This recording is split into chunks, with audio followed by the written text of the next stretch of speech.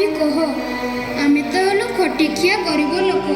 ଏଇ କିଛି ଦିନ ତଳେ ଟ୍ରାକ୍ଟର ଚକା ତଳେ ଚାପି ହୋଇ ବାପାଙ୍କର ଗୋଟିଏ ଗୋଡ଼ କଟିଯାଇଛି। ବାପା ବର୍ତ୍ତମାନ ଜଣେ ଭିନ୍ନକ୍ଷମ। ଆଉ କିଛି କାମଧନ୍ଦା ନାହିଁ ତାଙ୍କର। ଘରେ ଏକା ଏକା ଚୁପଚାପ ବସି ରହିଛନ୍ତି। ଘରେ ମୋର ବୁଢ଼ୀ ଜେଜେମା ଜଣେ ଶ୍ୱାସ ରୋଗୀ। ମା ତ ଚାଲିଗଲେ କରୋନାରେ।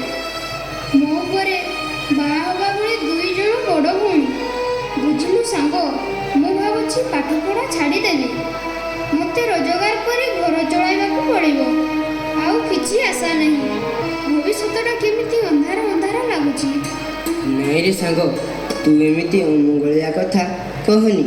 ତୁ ଦେଖିବୁ ସାଙ୍ଗ, ସବୁ ଠିକ୍ ହୋଇଯିବ। ଆରେ ସାଙ୍ଗ, ସମୟ ବଦଳି ଯାଇଛି, ଯୁଗ ବଦଳି ଯାଇଛି, ବଦଳି ଯାଇଛି ଆମ ରାଜ୍ୟର ଚିତ୍ର।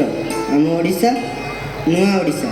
ଲୋକଙ୍କର ହିତ ପାଇଁ, ପିଲାମାନଙ୍କର ପାଠପଢ଼ା ପାଇଁ, ଝିଅ ପିଲାଙ୍କ ପାଇଁ ସରକାର କେତେ କେତେ ଯୋଜନା କରିଛନ୍ତି। ଛି, ତୁ ଆଉ ମନ ଦୁଃଖ କରିନି। ଆ ମୋ ସାଙ୍ଗରେ ଆ, ସ୍କୁଲକୁ ଯିବା। ଏ ସାଙ୍ଗ ରେ ଆ ନା।